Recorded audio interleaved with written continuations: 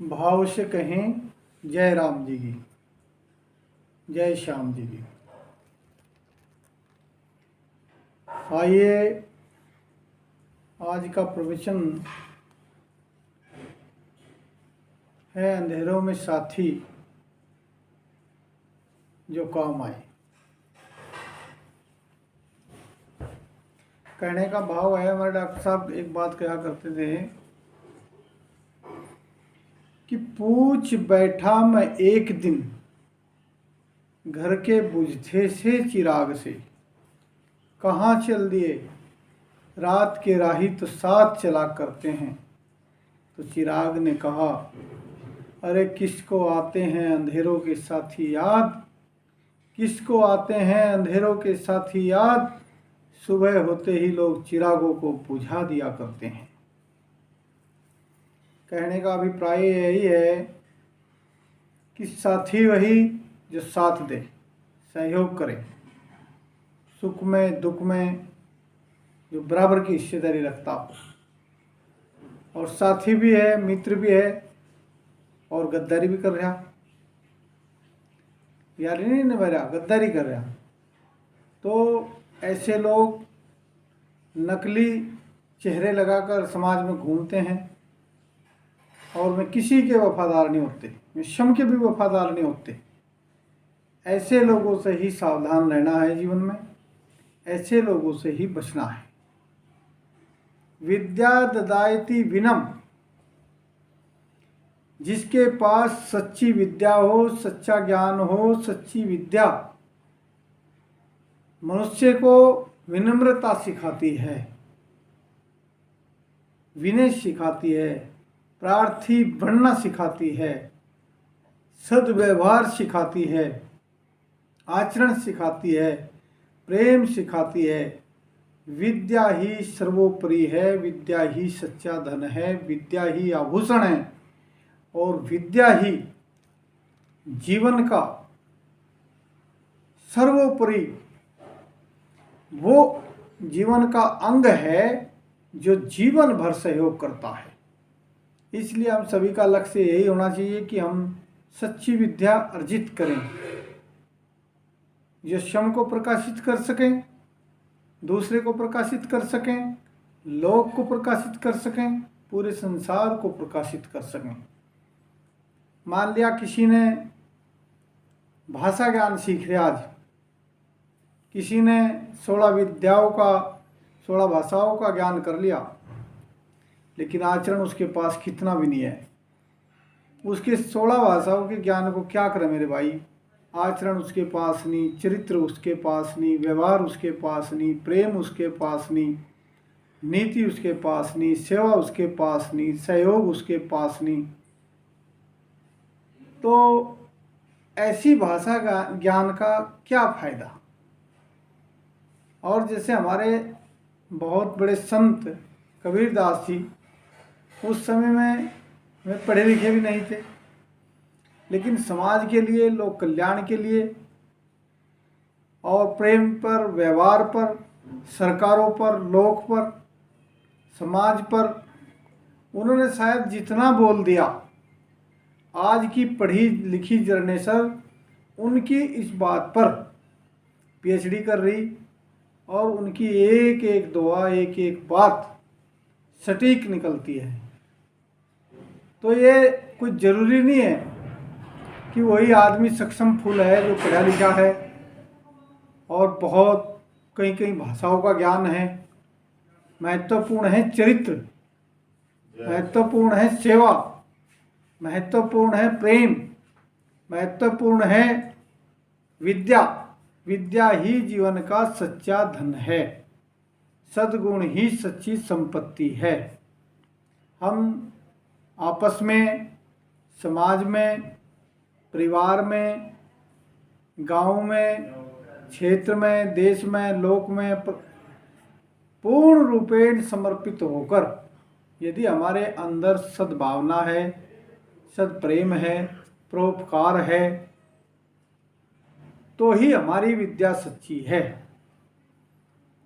मान लिया किसी ने एक ही भाषा का ज्ञान है, हिंदी ही बोल सकता है, लेकिन वो हिंदी में पूर्ण व्यवहारिक है, अच्छी बात करता है, सेवा करता है, लगन करता है, प्रेम करता है।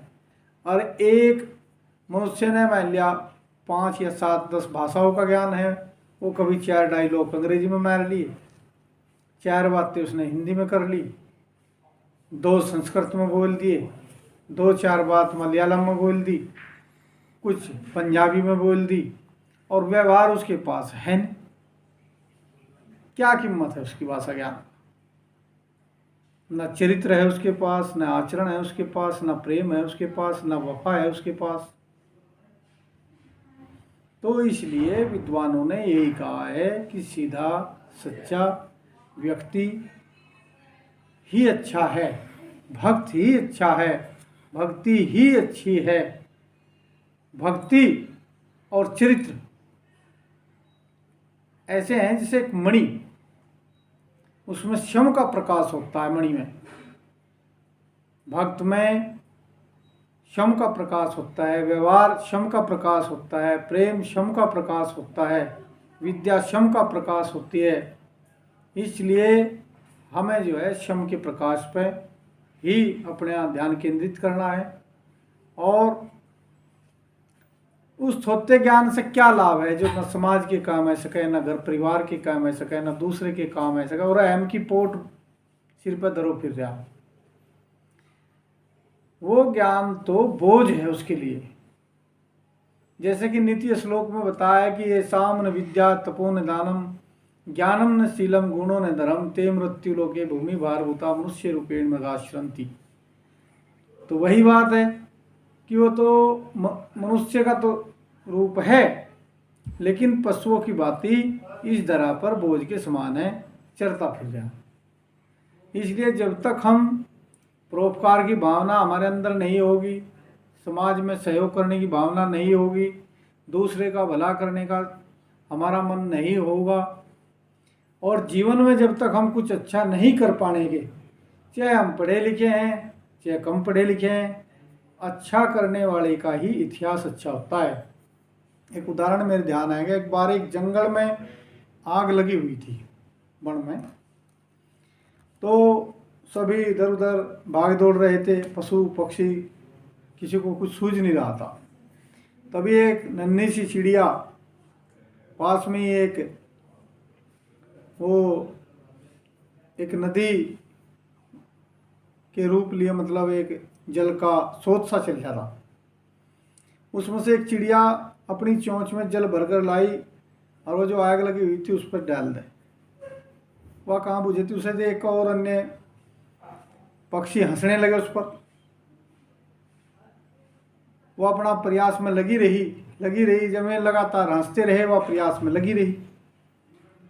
तो किसी ने पूछा कि क्या आप ये आपकी चोंच में जो आप थोड़ा सा जल रहे हो, क्या यह आग बुझ जाएगी? तो उस नन्ही सी चिड़िया ने जवाब दिया कि यह मेरे अज्ञानी भाइयों, मुझे इस बात का दुख नहीं है कि मेरे प्रयास के कारण भी यह आग नहीं बुझ पाएगी, लेकिन मुझे इस बात की खुशी है कि जिस दिन इस जंगल की आग बुझाने में का इतिहास लिखा जाएगा, उस दिन मेरा इतिहास एक सच्चा और एक अच्छा इतिहास होगा। मेरा इतिहास आग लगाने वालों में नहीं, आग बुझाने वालों में लिखा जाएगा, सच्चा इतिहास लिखा जाएगा। इसलिए समाज में और लोक कल्याण के काम में चाहे चोंच भर, चाहे मन भर, चाहे कण भर, जितना भी हो सके सहयोग दे, उसी की कीमत है, उसी का इतिहास अच्छा, उसी की बात अच्छी, उसी का सहयोग अच्छा, और वही व्यक्ति मान है, वही अच्छा है। ऐसा ही मैं मित्रों के बारे में थोड़ा सा बोलता हूँ। आज के समय में स्वार्थ पर ही सब कुछ टिक गया।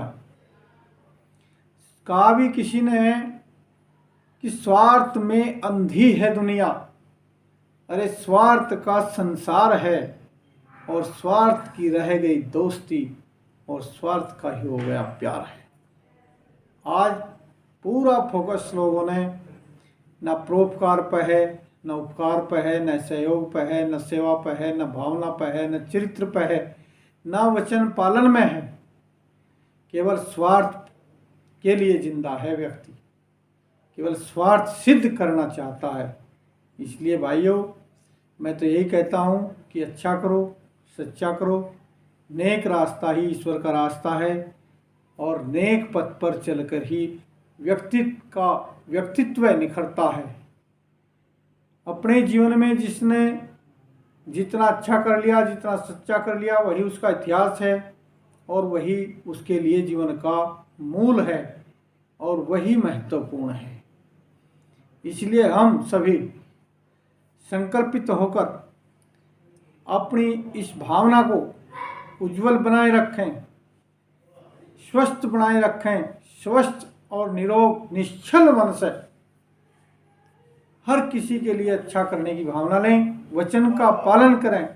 जिसे भगवान राम ने अपने वचन पालन के लिए, अपने कुल के महत्व बढ़ाने के लिए, अपने पूर्वजों की लाज बचाने के लिए, अपने पूर्वजों के कुल को उज्जवल बनाने के लिए भगवान राम ने 14 वर्षों का वनवास ले लिया, लेकिन अपने पिताजी के वचनों को धूमिल नहीं होने दिया। इसलिए हम आज का समाज न देव से डर रहा, न पितरों से डर रहा, पूर्वजों से डर रहा, और न ही संत महात्मा से, किसी अच्छे लोगों से डर रहा। ये तो ये सोच रहा कि तू थोड़ा सा पढ़ लिया और तुझे बहुत ऊंचाई छू ली, उस भाषा ज्ञान में फुल्ला नहीं समा रहा। अरे मेरे भाई, भाषा एक बोलने का साधन है, संपर्क सूत्र है मेरे भाई। इससे जो अच्छा करेगा उसे चाहे एक भाषा का ज्ञान है, चाहे 2 भाषा का ज्ञान है, चरित्र का मोल है। चरित्र अच्छा कीजिए, व्यवहार अच्छा कीजिए, कार्य अच्छे कीजिए, वचन पालन कीजिए और जीवन में दूसरे से आनंद दीजिए। यही आज का संदेश है। और मैत्री भाव पर बस मैं इतना ही कहना चाहता हूँ कि मैत्री भाव में वही लोग अच्छे हैं जो अंधेरों के साथी हैं और सुख दुख में जो साथ रहते हैं और जो स्वार्थ की भावना से ऊपर उठकर कार्य करते हैं। रघुकुल रीत सदा चली आई, प्राण जाई पर वचन न जाई।